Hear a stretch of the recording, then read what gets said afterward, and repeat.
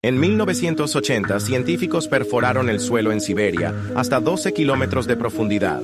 Querían estudiar el núcleo terrestre, pero lo que encontraron los hizo detenerse de inmediato.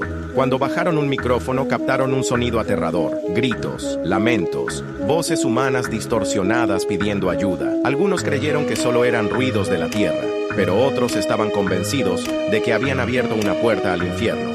El proyecto fue cancelado, los registros desaparecieron y nadie habló más del experimento.